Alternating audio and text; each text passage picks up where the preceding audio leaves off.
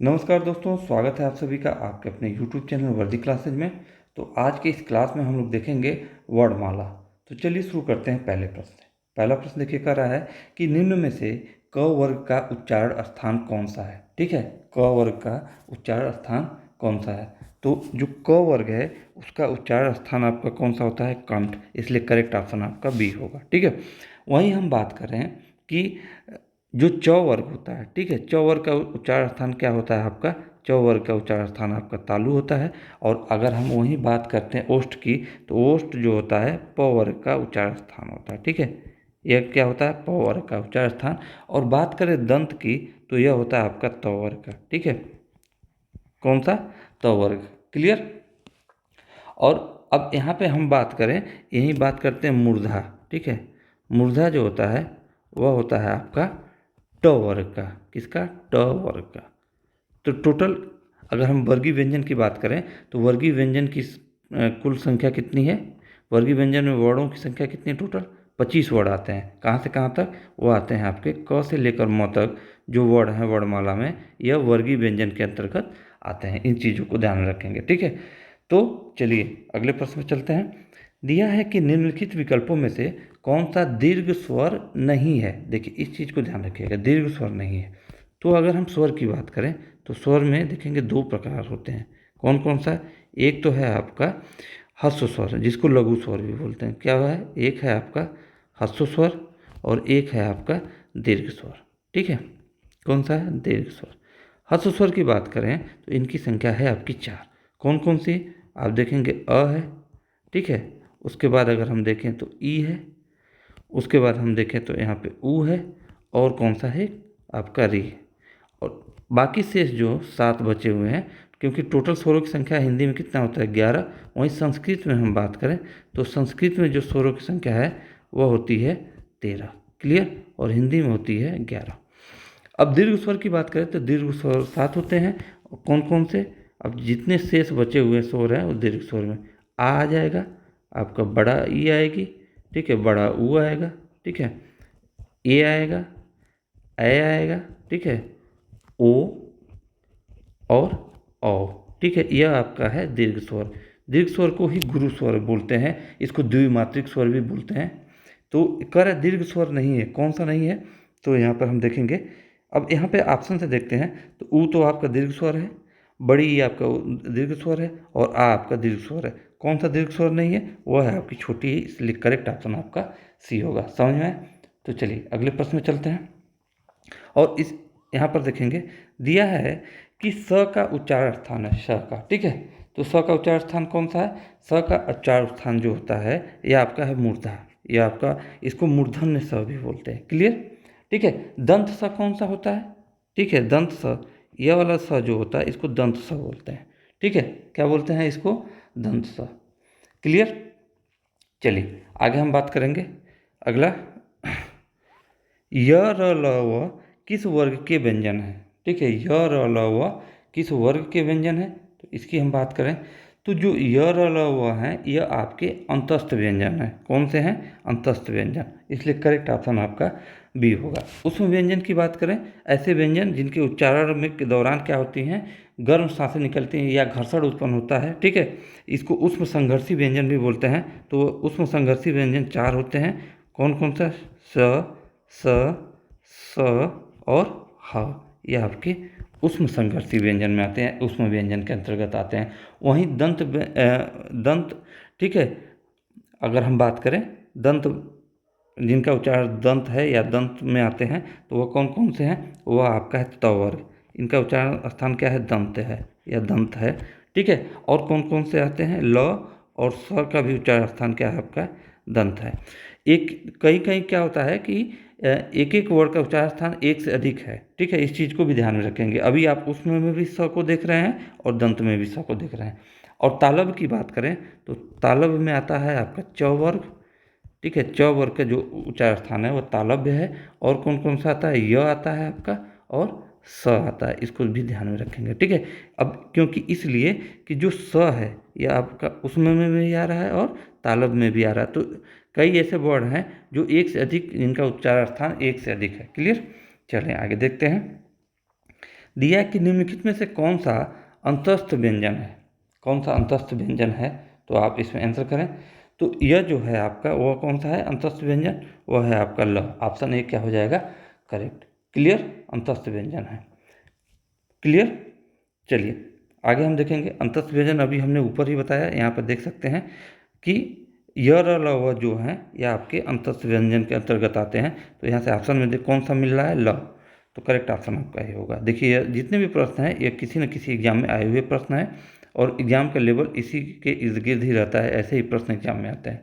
निम्नलिखित में से कौन सा स्वर कंठ तालव्य है। अब देखिएगा ये पूछा है निम्नलिखित में से कौन सा स्वर कंठ तालव्य है, यानी कि उनका उच्चार स्थान कंठ और तालु दोनों से है। क्लियर, तो देखिए जो कंठ और तालव्य वाले स्वर हैं वह हैं आपके दो, कौन कौन से, एक तो ए है और दूसरा आपका क्या है ए है। ये इनके उच्चार स्थान क्या है आपके कंठ और तालु, क्या है आपका कंठ और तालु। क्योंकि अगर ए का हम देखें तो एक कैसे बनता है अ और किसके मिलने से, ई के मिलने से। तो अ का उच्चार स्थान क्या आपका कंठ है और ई का उच्चार स्थान आपका तालु है। तो अ और ई के मिलने से ए बनता है, तो इनका उच्चार स्थान कंठ तालु हो गया। क्लियर, चलिए आगे हम देखेंगे। तो इसलिए करेक्ट ऑप्शन आपका यहाँ पे डी होगा।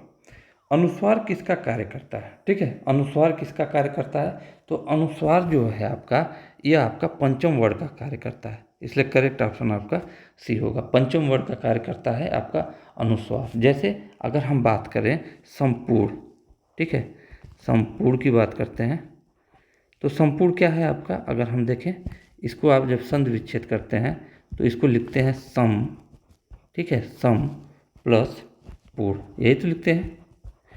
यह आपका म क्या है, यह आपका पंचम वर्ण है। कौन सा पंचम वर्ण देख समझें, यह आपका है प, फ, ब, भ, ठीक है, प, फ, ब, भ और म। तो इनमें क्या वर्गिक व्यंजन का जो अंतिम वर्ण होता है, ठीक है, वर्ग का किसी भी, जैसे क वर्ग का अंतिम वर्ण अंग है, वैसे प वर्ग का अंतिम वर्ण म है, तो इन्हीं के स्थान पर क्या आपका अनुसार का प्रयोग कर सकते हैं संपूर्ण, ठीक है। तो ऐसे तमाम एग्जाम्पल हैं। तो कहने का मतलब है जो अनुस्वार किसका कार्य करता है, पंचम वर्ण के स्थान पर आता है। समझ गए, चलिए आगे हम देखेंगे। आगे देखिए अगला दिया है कि जिन स्वरों के उच्चारण में हवा नाक से भी निकलती है उन्हें कहते हैं, ठीक है, जिन स्वरों के उच्चारण में हवा नाक से भी निकलती है उन्हें क्या बोलते हैं, अनुनासिक स्वर। क्या बोलते हैं, अनुनासिक स्वर, ठीक है।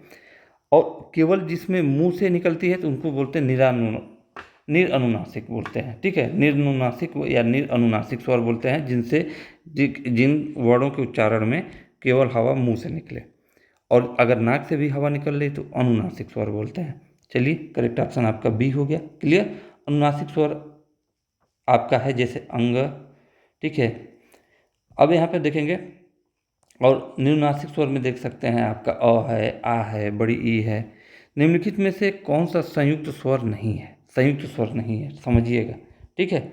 दो प्रकार के एक स्वर पढ़े, एक तो आपका लघु स्वर या ह्रस्व स्वर और दूसरा आपका दीर्घ स्वर। इसमें पूछा है संयुक्त स्वर। तो एक चीज़ हम बताएं कि जो हमने बताया था ह्रस्व स्वर, ह्रस्व स्वर क्या क्या बात था आपका, अ है, ई है, ठीक है, उसके बाद ऊ है और री है, ये आपका ह्रस्व स्वर है। और इसमें हमने दीर्घ, बाकी शेष जो बचे हैं वो दीर्घ स्वर में है। ई है, ठीक है, बड़ा ऊ है। उसके बाद आपका एक चीज़ हम यहाँ समझेंगे। अब क्या बचा, कौन कौन सा, ए है बचा, ए बचा, ओ बचा, ठीक है, ओ बचा और ओ बचा। क्लियर, तो यह जो है बाकी चार, ठीक है, ये आपके हैं संयुक्त, ये आते हैं आपके संयुक्त स्वर के अंतर्गत। किस में आते हैं, संयुक्त स्वर,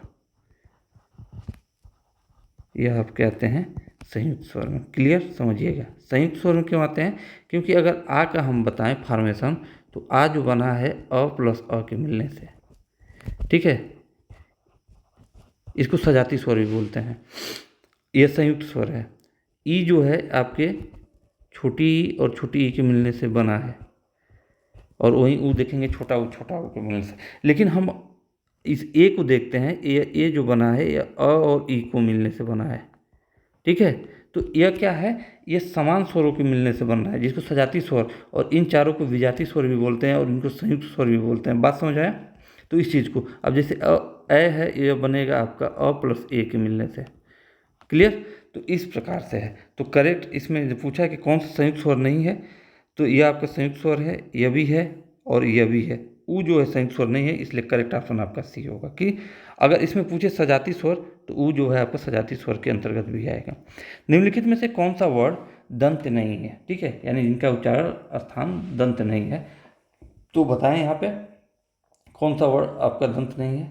ठीक है, अब देखिए, तो यहाँ पे क्या है कि जो करेक्ट ऑप्शन होगा वह होगा आपका डी, क्योंकि जो दंत का उच्चारण स्थान है वह त वर्ग जो है आपके दंत में आते हैं। ठीक है, तो कौन कौन से? त, थ, द, ध, न, और आपका र भी आता है, जिनका उच्चारण स्थान दंत है आपका। ठीक है, स भी आता है, ल भी आता है, यह सब इनका उच्चारण स्थान दंत है। लेकिन यह जो है इनका उच्चारण स्थान, यह जो है आपका, इसका उच्चारण स्थान क्या है? दंत नहीं है।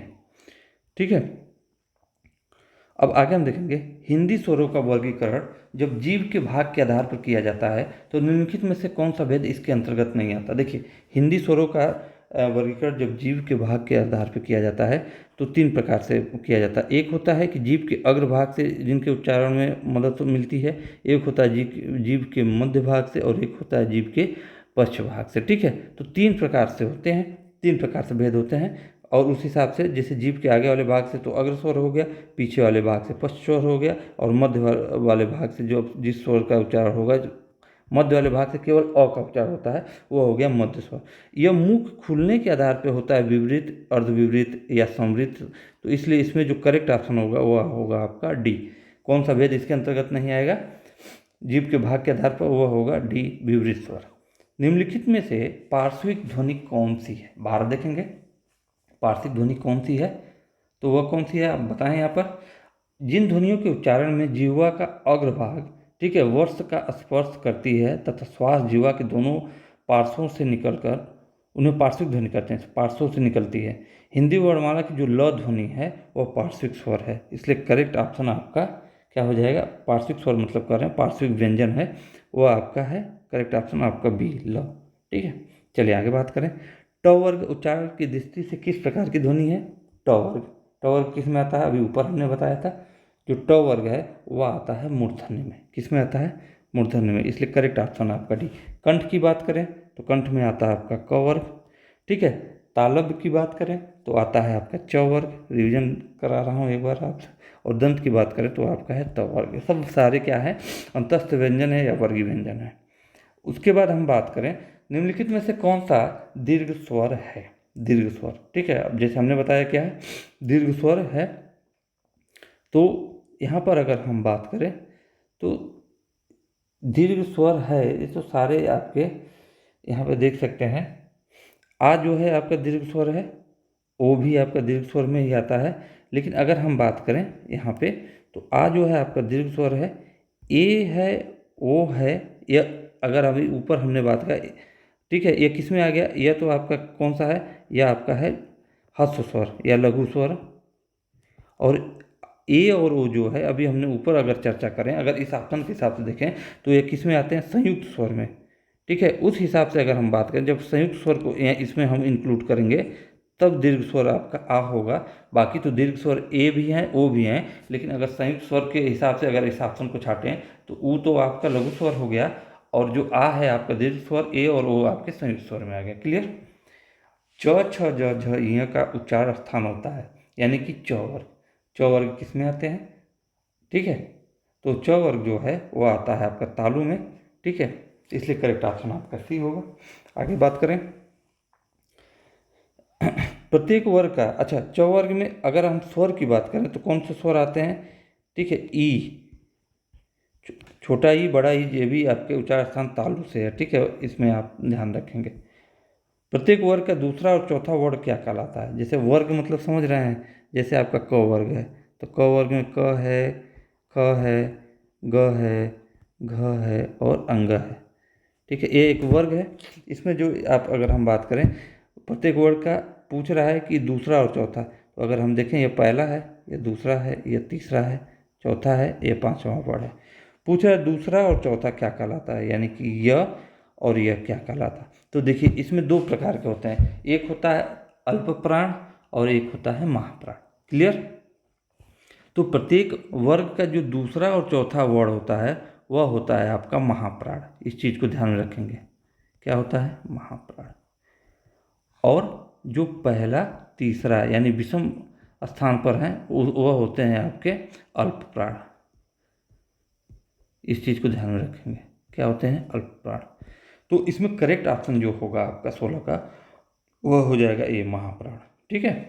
तो प्रत्येक वर्ग का दूसरा और चौथा होता है महाप्राण और पहला तीसरा पांचवा होता है अल्प प्राण। इस चीज को ध्यान में रखेंगे। उच्चारण की दृष्टि से संबल ध्वनि कौन सा वर्गीकरण है। ठीक है, उच्चारण की दृष्टि से इसको हम बताएं तो उच्चारण की दृष्टि से जो संबल है वह आपका है संपृक्त ध्वनि। कौन सा है, संपृक्त ध्वनि। इसलिए करेक्ट ऑप्शन आपका ए होगा। अब संपृक्त ध्वनि क्या होती है, जब एक ध्वनि दो व्यंजनों से संयुक्त हो जाए। ठीक है, दो व्यंजनों से संयुक्त हो जाए तब वह संपृक्त ध्वनि कहलाती है। अगर हम बात करें यहाँ पर स और ब ध्वनियों के मध्य म क्या हो रही है, ध्वनि संयुक्त हुई है। यहाँ पे अगर हम बात करें स और ब के मध्य कौन सा है, म ध्वनि जो हो रही है, क्या हो रही है आपकी यहाँ पर संयुक्त हो रही है, इसलिए इसको हम संपृक्त ध्वनि बोलेंगे, संबल। हिंदी भाषा में ह्रस्व स्वरों की संख्या कितनी है। ह्रस्व स्वर यानी कि लघु स्वर कितनी है, 4। और दीर्घ स्वर की बात करें तो 7। टोटल स्वर की बात करें तो 11। ठीक है। तो हिंदी में अब देखिए सारे ऑप्शन दिए हैं। कुल स्वरों की संख्या हिंदी भाषा में 11, दीर्घ स्वर की बात करें तो 7 और लघु स्वर या ह्रस्व स्वर की बात करें तो 4। ठीक है, करेक्ट ऑप्शन आपका बी होगा। चलें आगे देखें। अगला प्रश्न दिया है कि लिपि चिन्हों के क्रमबद्ध समूह को क्या कहते हैं। लिपि चिन्हों के क्रमबद्ध समूह को क्या कहते हैं, आप बताएं। तो जो क्रमबद्ध समूह होता है लिपि चिन्हों का उसी को हम बोलते हैं वर्णमाला। लिपि चिन्ह क्या होते हैं, जैसे यही तो है, ये क्या है, ये लिपि चिन्ह ही तो है, क ख ग क्या है। ठीक है, तो ये इनका जो क्रमबद्ध है, ठीक है, समूह है, उनको हम कहते हैं क्या, वर्णमाला। आगे हम बात करें, ऐसी कौन सी दो मात्राएं हैं जिनका प्रयोग तो किया जाता है किंतु उनका समावेश स्वर में नहीं किया जाता है। ठीक है, इनका प्रयोग करते हैं लेकिन इनका समावेश स्वर में नहीं करते हैं। कौन सी दो हैं, वह हैं आपके अंग और अह। ठीक है, अंग और अह यानी कि आपका है कौन कौन सा, अनुस्वार। ठीक है, अनुस्वार, ये आपका अनुस्वार है और ये आपका है विसर्ग। विसर्ग, ठीक है, इसलिए करेक्ट ऑप्शन आपका बी। इनका प्रयोग तो किया जाता है लेकिन इनका समावेश नहीं है। अंग और अह को आपको उन 11 स्वरों में शामिल नहीं है। आगे हम बात करें, इनको संयुक्त रूप से हम क्या बोल देते हैं, अनुस्वार और यहाँ पे विसर्ग को इनको हम बोल देते हैं संयुक्त रूप से अयोगवाह। क्या बोलते हैं, अयोग वाह। ठीक है, चलिए आगे देखते हैं। किस व्यंजन का उच्चारण स्थान तालव्य है। ठीक है, ठीक है, किस व्यंजन का उच्चारण स्थान आपका तालव्य है। तो हम बताएं आपको च वर्ग का जो उच्चारण स्थान है आपका तालव्य है, तालु है। क्लियर। और उसके अलावा जो है आपका तालव्य की बात करें कौन सा है आपका, यहाँ पर देखें तो यहाँ पर है आपका वो हो जाएगा आपका झ। करेक्ट ऑप्शन आपका बी होगा। ठीक है, कौन सा हो जाएगा आपका झ, च छ ज झ। तो यह जो झ है आपका किस वर्ग में आता है, आपका च वर्ग में, और च वर्ग का उच्चारण स्थान आपका तालु है, इसलिए झ आपका करेक्ट ऑप्शन होगा। जिन ध्वनियों की गणना न स्वर में की जाती है न व्यंजन में, उसे क्या कहते हैं। अब देखिए बहुत ही इंपॉर्टेंट है, इंपॉर्टेंट कर लीजिए। देखिए आया हुआ भी प्रश्न है, जिन ध्वनियों की तुलना न तो स्वर में की जाती है न व्यंजन में, उसे क्या कहते हैं। तो उसे हम कहते हैं अयोगवाह।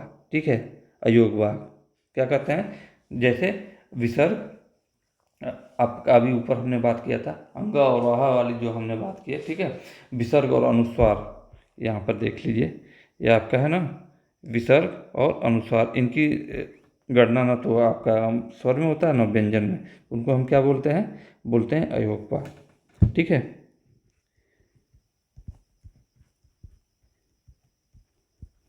चलिए आगे हम देखेंगे, स्वर तंत्रियों के आधार पर व्यंजनों को कितने वर्गों में बांटा गया है। स्वर तंत्रियों के आधार पर, ठीक है, तो स्वर संधियों के आधार पर व्यंजनों को 2 वर्गों में बांटा गया है। क्लियर? कौन कौन सा? एक तो है आपका सघोष, ठीक है, एक है आपका सघोष और दूसरा है आपका अघोष। कौन सा है? 2 वर्ग में बांटा गया, सघोष और अघोष। क्लियर? चलिए आगे हम देखेंगे।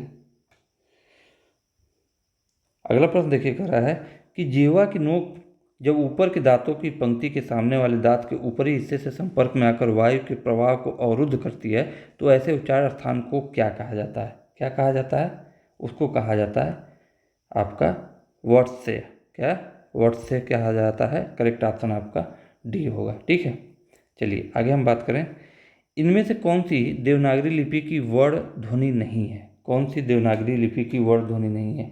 तो एक चीज़ आप बताइए कि देवनागरी लिपि की जो वर्ण ध्वनि होती है, या तो आपका मूर्धन्य होगा, मूर्धा से होगा, या तो दंतोष्ठ होगा यानी दंत और ओष्ठ का प्रयोग होगा, या कंठ ध्वनि होगा। गिरवा ध्वनि यानी गर्दन की ध्वनि, ऐसा तो कोई आप लोगों ने सुना नहीं होगा, इसलिए करेक्ट ऑप्शन आपका ए होगा। कौन सी देवनागरी लिपि की वर्ण ध्वनि नहीं है? वह है आपकी ग्रीवा ध्वनि, क्योंकि मूर्धन्य सुने होंगे, दंतोष्ठ सुने होंगे, कंठ सुने होंगे, लेकिन ग्रीवा, देखिए ये काफ़ी इंपॉर्टेंट है, इसको इंपॉर्टेंट में लिख कर लीजिएगा। ग्रीवा ध्वनि कोई ध्वनि नहीं होती है देवनागरी लिपि में।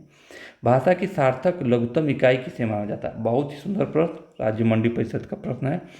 तो भाषा की सार्थक और लघुत्तम इकाई क्या है आपका? ठीक है, वह है, सार्थक दे दिया है ना, वह हो गया आपका शब्द। लेकिन सिर्फ भाषा की लघुत्तम इकाई पूछ देता, यह सार्थक हटा देता, लघुत्तम इकाई पूछता, तो वह हो जाता आपका क्या? वर्ण। ठीक है, और अगर वर्ण न देकर ऑप्शन में ध्वनि भी रहता तो हो जाता आपका ध्वनि। क्या हो जाता आपका? ध्वनि। ठीक है, तो भाषा की अगर हम सबसे लघुत्तम इकाई भी देखें तो ध्वनि है। अगर वर्ड ऑप्शन में है तो वर्ड होगा, अगर ऑप्शन में अक्षर है तो अक्षर होगा। ठीक है, जो ऑप्शन में है, यदि ध्वनि नहीं है तो वर्ड होगा, यदि वर्ड नहीं है तो अक्षर होगा। ठीक है, यदि तीनों है तो ध्वनि होगा। लेकिन इसमें पूछा सार्थक जब शब्द यूज हो गया तो वहाँ आप करेंगे शब्द, तो करेक्ट ऑप्शन आपका ए होगा। किस स्वर के उच्चारण में दीर्घ स्वर से भी अधिक समय लगता है? इस हिसाब से हम देखें तो एक होता है आपका ह्रस्व स्वर, एक होता है आपका दीर्घ स्वर और एक होता है आपका प्लुत स्वर। तो ह्रस्व स्वर में एक मात्रा का समय लगता है, दीर्घ स्वर में द्विमात्रिक, इसको दीर्घ स्वर को द्विमात्रिक भी बोलते हैं क्योंकि 2 मात्रा का समय लगता है, और सबसे ज़्यादा त्रिमात्रिक बोलते हैं किसको? प्लुत स्वर को। जैसे आप लिखेंगे ओम, ठीक है, यह आपका क्या है? प्लुत स्वर है। क्लियर? तो इसके उच्चारण में 3 मात्रा का समय लगता है। यह क्या है आपका? दीर्घ स्वर से भी अधिक समय लगता है, वह कहलाता है प्लुत स्वर। ठीक है, चलिए आगे हम बात करें। प्रत्येक शब्द की वर्तनी के सभी वर्णों को उसी क्रम में अलग अलग दिखाना क्या कहलाता है? क्या कहलाएगा आपका? बहुत ही सुंदर प्रश्न। वह कहलाता है आपका, बताएं यहाँ पे वह कहलाता है वर्ण विच्छेद। किसी शब्द की वर्तनी के, जैसे हमने लिख दिया है, हमने लिखा जैसे राम, ठीक है, तो हम राम को अलग अलग लिखें वर्ण विच्छेद करके, तो हम इसको लिखते हैं र आ, ठीक है, म, स्वर रहित प्लस स्वर, हमने स्वर हटा दिया। ठीक है, तो इस क्रम में इसको हम ऐसे लिखे हैं तो इसको हम क्या बोलेंगे? वर्ण विच्छेद। क्या बोलते हैं? ठीक है, शब्द की वर्तनी के सभी वर्णों को उसी क्रम में लिखने होते हैं, इसको हम बोलते हैं वर्ण विच्छेद। क्लियर? संधि तो आपको पता ही है। अब यह आपका है वर्ण विच्छेद। क्या है? एक चीज समझ लीजिएगा, वर्ण विच्छेद। अगर प्रश्न ऐसे दिया हुआ है तो अगर इनको जोड़ के आप ऐसे लिख रहे हैं तो वह हो जाएगा वर्ण संयोजन। संधि आपको पता ही है, ठीक है, जैसे विद्या धन आलय, आप लिख रहे हैं विद्या धन आलय, यह आपका है संधि विच्छेद, विद्या धन आलय। और यह आपका विद्यालय सिर्फ लिखें तो यह आपकी संधि।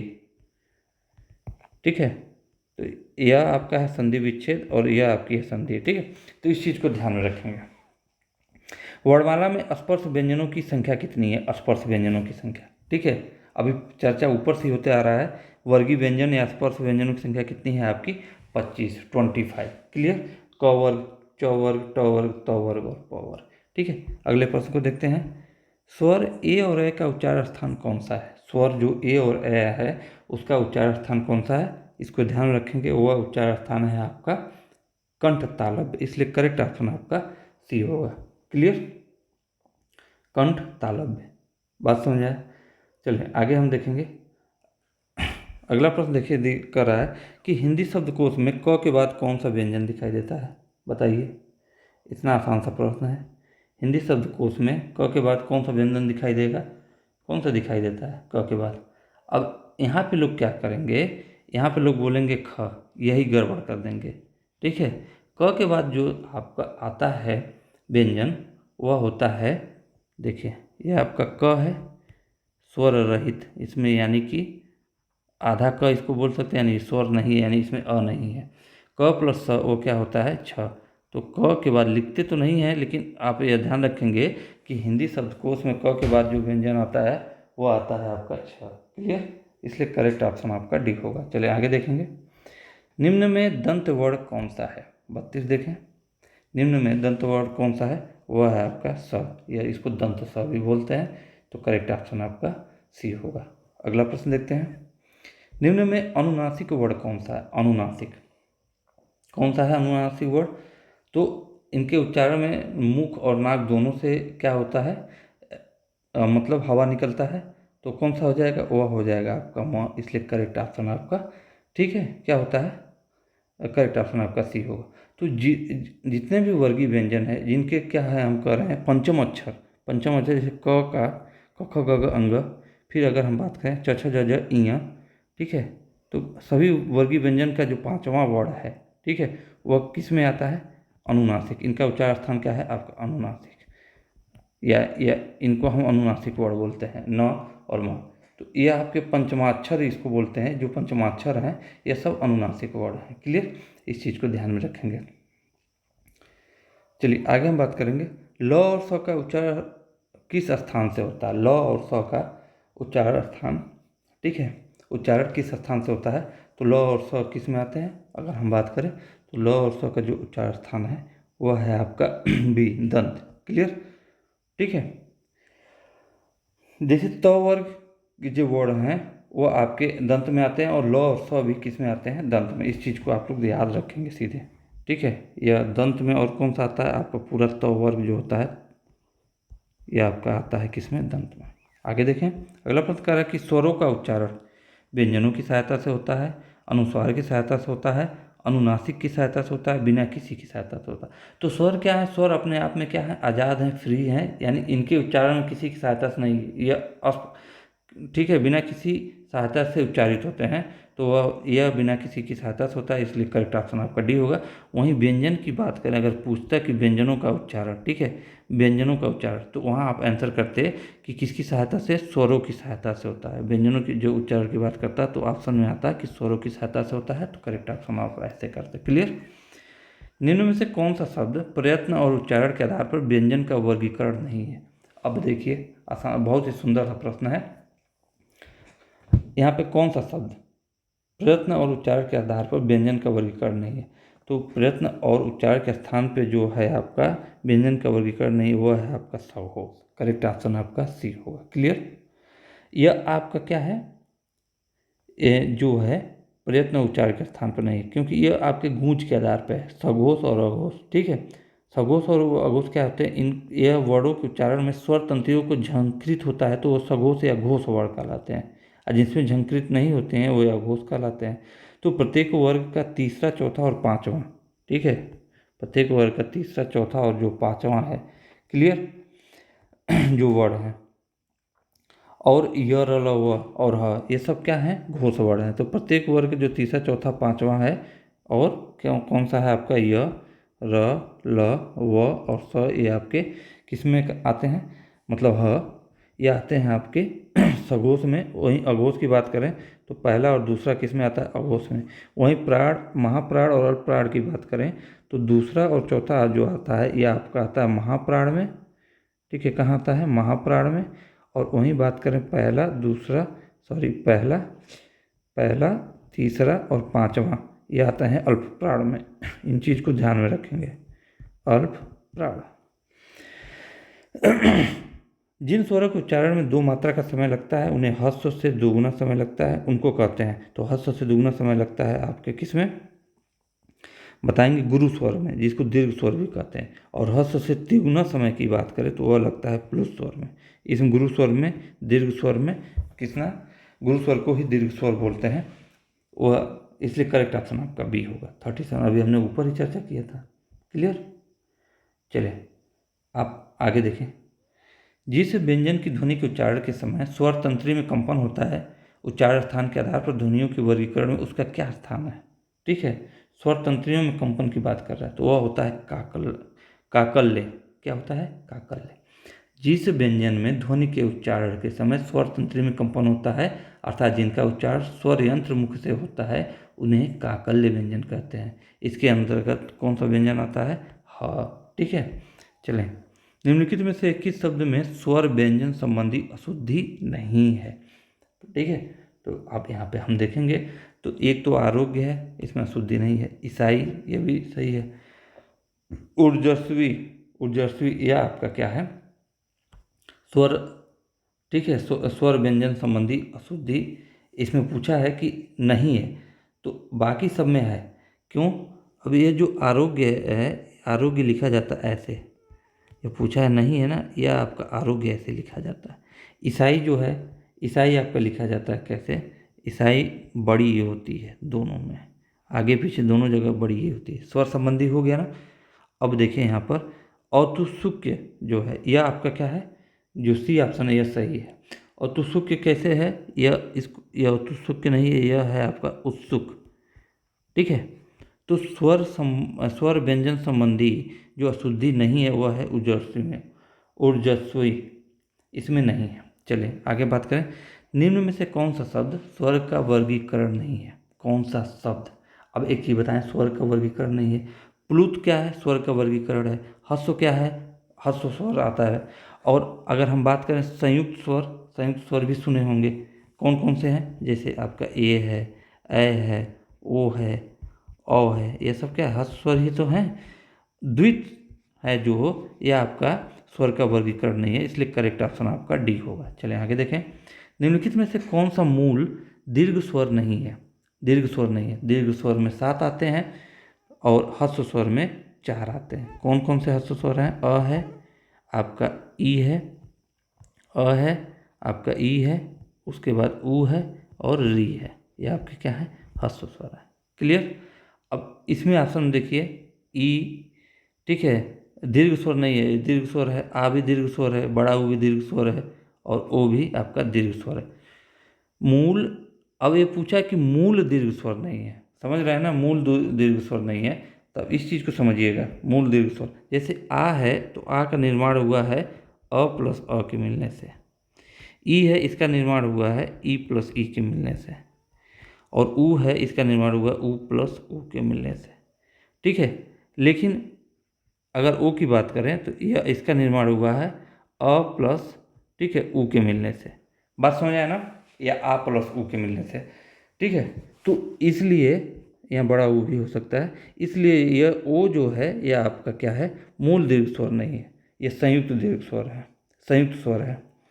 हिंदी में ध्वनियाँ कितने प्रकार की होती हैं? हिंदी में ध्वनियाँ कितने प्रकार की होती हैं, इसका हम देखेंगे यहाँ पर। तो हिंदी में जो ध्वनियाँ होती हैं वह होती हैं 2 प्रकार की। ऑप्शन ए क्या हो जाएगा? करेक्ट। क्लियर। कौन कौन सी? अरे 2 ही तो होती हैं, एक तो होता है आपका स्वर और एक होता है व्यंजन। 2 प्रकार की ध्वनियाँ होती हैं, व्यंजन। बस आगे बात करें। मात्रा के आधार पर स्वर कितने प्रकार के होते हैं? मात्रा के आधार पर, तो मात्रा के आधार पर स्वर कितने प्रकार के होते हैं? 2 प्रकार के, एक ह्रस्व स्वर, एक दीर्घ स्वर। तो करेक्ट ऑप्शन आपका ए होगा। चलिए आगे देखें। जिह्वा के आधार पर स्वर कितने प्रकार के होते हैं? तो जिह्वा के आधार पर अगर हम बात करें तो स्वर होते हैं आपके कितने प्रकार के, बताएं। जिह्वा के आधार पर स्वर आपके होते हैं 3 प्रकार के। कौन कौन से? एक होता है अग्र स्वर, जो जिह्वा के अग्रभाग से बोली जाती है। ठीक है, एक होता है अग्र स्वर। एक होता है आपके जिह्वा के जो स्वर मध्य भाग से बोली जाती है, वो होता है मध्य स्वर। और एक है आपका पश्च स्वर, यानी जिह्वा के पिछले वाले भाग से। क्लियर। तो अग्र स्वर की बात करें तो अग्र स्वर में आपका आता है ई, बड़ी ई, ठीक है, ए और ए, ये आपके अग्र स्वर में। मध्य स्वर की बात करें तो मध्य स्वर में केवल एक ही वर्ड आता है, वो है आपका अ। और पश्च स्वर की बात करें तो आ, ठीक है, उ, बड़ा ऊ, ओ, और ये आपका ओ है, और औ, ये आते हैं पश्च स्वर में। अब पूछा कितने प्रकार के होते हैं, 3 प्रकार के। कौन कौन से आपको हमने बता दिया। आगे देखें, जिनका उच्चारण स्थान स्वतंत्रता से होता है और जो व्यंजन के उच्चारण में सहायक होते हैं उसे क्या कहते हैं, वो होता है आपका स्वर। ये अपने, इनका उच्चारण अपने आप में तो स्वतंत्र होता है, लेकिन व्यंजन के उच्चारण में क्या होते हैं, सहायक होते हैं। वो क्या कहलाते हैं आपके स्वर। जैसे क है तो क क्या है, क प्लस अ, यही तो क है, ये स्वर की सहायता से बना है, ठीक है। अब देखेंगे ई, ई, च, छ, ज, झ, व, ञ आदि का उच्चारण स्थान होता है।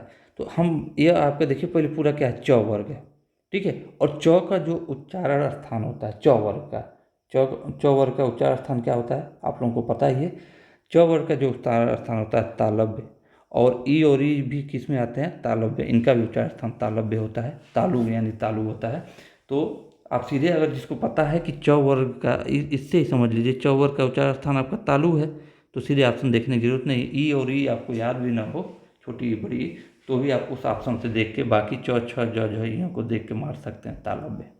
एक से अधिक वर्डों के मेल को कहते हैं, एक से अधिक वर्डों के मेल को क्या कहते हैं, तो जो एक से अधिक वर्डों को मेल को हम कहते हैं अक्षर। अक्षर क्या कहते हैं, अक्षर। जैसे ये आपका है, अभी ऊपर हमने एग्जाम्पल लिए क प्लस अ, ठीक है, ये क्या बन गया, क, ये क्या है आपका अक्षर। क्लियर। अब जैसे हमने लिखा को कैसे लिखेंगे, स्वर रहित क यानी आधा क प्लस ओ, ठीक है। तो ये आपके निम्न में दीर्घ स्वर है। दीर्घ स्वर कौन सा है, ई जो है आपका क्या है, आपका एक चीज समझिए, ई आपका है लघु स्वर, और बड़ी ई जो है आपका दीर्घ स्वर, ठीक है। यह क्या है आपका दीर्घ स्वर, यह आपका है ह्रस्व स्वर, क्या है आपका ह्रस्व स्वर। और ए और ए की बात करें तो यह आपके हैं संयुक्त स्वर, संयुक्त स्वर। हालांकि दीर्घ स्वर में भी आएंगे, लेकिन ऑप्शन के हिसाब से बड़ी दीर्घ स्वर में यह संयुक्त स्वर है, ठीक है। मूल दीर्घ स्वर नहीं है ए और ए, क्योंकि ये संयुक्त स्वर में आते हैं। चलिए आगे हम देखेंगे, निम्न में अंतस्थ व्यंजन कौन सा है।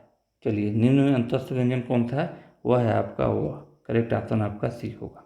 वह क्या है आपका अंतस्थ व्यंजन है, ठीक है।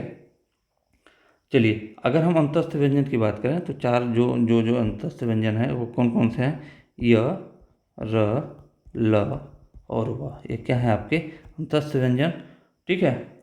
और इसमें अगर हम बात करें य और व की, इसको हम बोलते हैं अर्धस्वर भी बोलते हैं, क्या, इसको हम बोलते हैं अर्धस्वर। इस चीज़ को भी ध्यान में रखिएगा।